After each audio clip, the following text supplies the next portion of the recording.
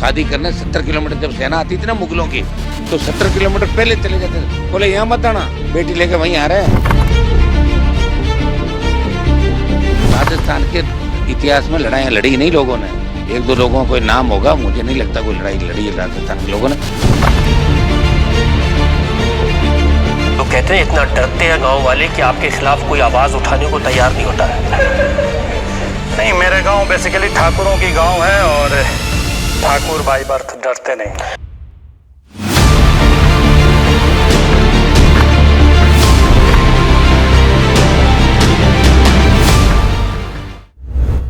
सन 1938 में ब्रिटिश दार्शनिक George Orwell ने लिखा कि भविष्य में इतिहासकारों का फोकस केवल आरोप प्रत्यारोप और पार्टी प्रोपेगेंडा करने तक सीमित रह जाएगा।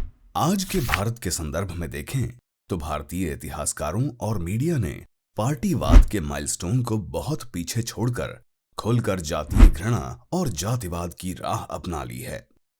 इसका अच्छा उदाहरण है जब प्रिंट के एडिटर दिलीप मंडल नैरेटिव बनाते वक्त तो पृथ्वीराज चौहान की हार को राजपूतों की हार बताते हैं, किंतु पृथ्वीराज चौहान को श्रद्धांजलि देते वक्त उन्हें गुज्जर प्रचारित करते हैं। बीबीसी हिंदी में प्रकाशित चौधरी हरबंस मुखिया के लेख पर भी नजर डालें, जहां वे क्षत्रियों के विरुद्ध पूर्वाग्रह फैलाने के उद्देश्य से भिन्न भिन्न प्रकार के नैरेटिव लिखते हैं।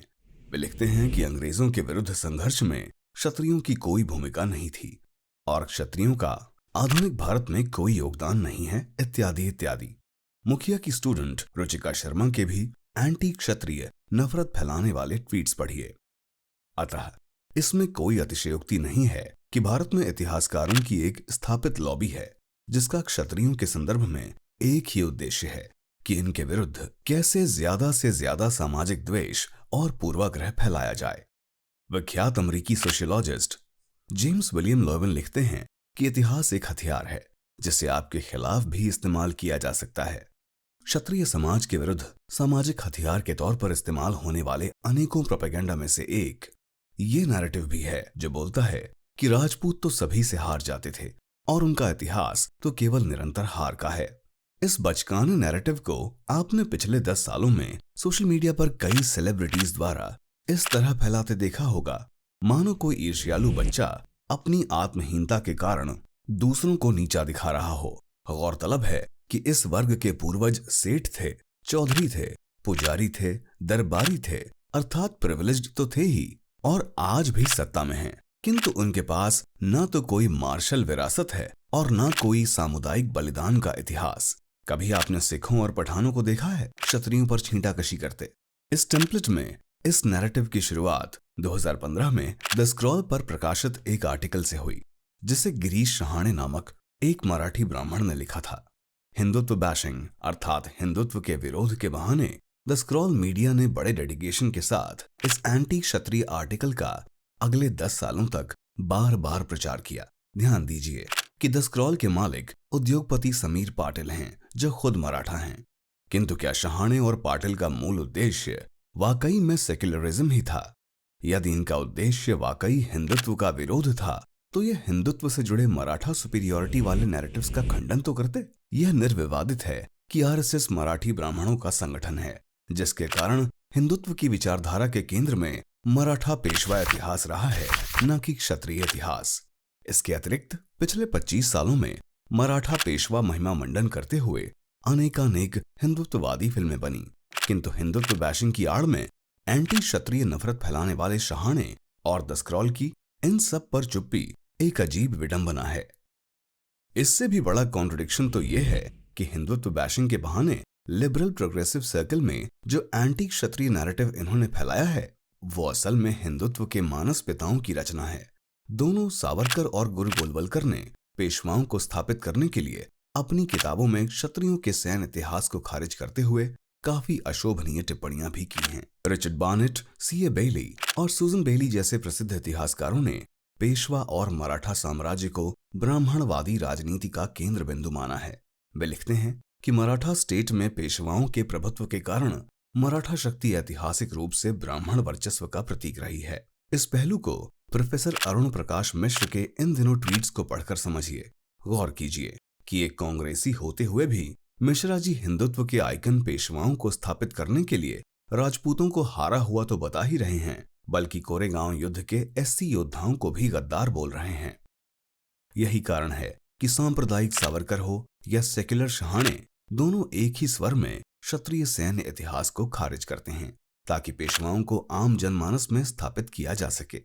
किंतु इस नैरेटिव का सफल प्रचार केवल ब्राह्मणवादियों की मेहनत नहीं है, अपितु इसमें उन्हें समर्थन मिला उन जमींदार जातियों का जो यदा कदा क्षत्रिय वंशों के इतिहास पर झूठे जातिगत दावे करते आए हैं। जैसे इस नैरेटिव को लेकर गिरीश शहाणे को समर्थन मिला इतिहासकार एवं जेएनयू के प्रोफेसर और प्रॉक्टर रह चुके चौधरी हरबंस मुखिया का, जिन्होंने 2018 में बीबीसी हिंदी में छपे अपने लेख में यहां तक दावा किया कि तराइन के पहले युद्ध के बाद राजपूतों ने एक भी युद्ध नहीं जीता।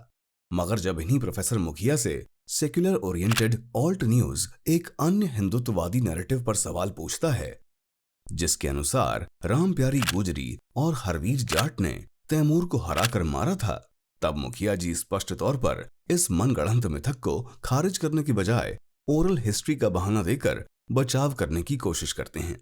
नोटिस कीजिए, ये दोनों किरदार रामप्यारी गुजरी और Harveer Jat RSS funded writer Manushi Sinha की किताब सैफरन स्वॉर्ड्स में गढ़े गए फिक्शनल कैरेक्टर्स हैं। विडंबना देखिए कि एक तरफ मुखिया जी हिंदुत्व बैशिंग के नाम पर क्षत्रिय समाज के विरुद्ध पूर्वाग्रह फैलाते हैं, तो वहीं दूसरी तरफ आरएसएस समर्थित मानुषी सिन्हा के झूठे किरदारों को खारिज करने से बचते हैं। इसी तरह जो मुखिया जी आजादी की लड़ाई और मुगलों से संघर्ष में क्षत्रियों की हिस्सेदारी को नकारते हैं, वहीं जाटों गुज्जरों के अंग्रेजों और मुगलों के सहयोगात्मक इतिहास पर लिखने से बचते हैं। ये उदाहरण कॉमरेड मुखिया जी के जातीय पक्षपात को एक्सपोज करता है। क्षत्रियों के प्रति पूर्वाग्रह फैलाने के अलावा इस नैरेटिव के पीछे इस वर्ग का उद्देश्य क्षत्रिय आवाम पर मनोवैज्ञानिक प्रहार करना भी था, ताकि क्षत्रियों का सामूहिक मनोबल इस हद तक तोड़ दिया जाए कि वे अपने सामाजिक, आर्थिक और मानवीय अधिकारों की रक्षा भी न कर सकें। इस वीडियो में हमने देखा कि कैसे पेशवावादी वर्ग द्वारा गढ़े इस नैरेटिव के पीछे जातीय पूर्वाग्रह है, वैचारिक पूर्वाग्रह नहीं। अब सवाल यह है कि इस नैरेटिव में कितनी सच्चाई है। आज क्षत्रिय युवाओं के उज्जवल भविष्य के लिए, आम क्षत्रियों के मानवीय हितों के लिए और उनके सामूहिक मनोबल के लिए पूर्वाग्रह से भरे इस नैरेटिव की विवेचना जरूरी है।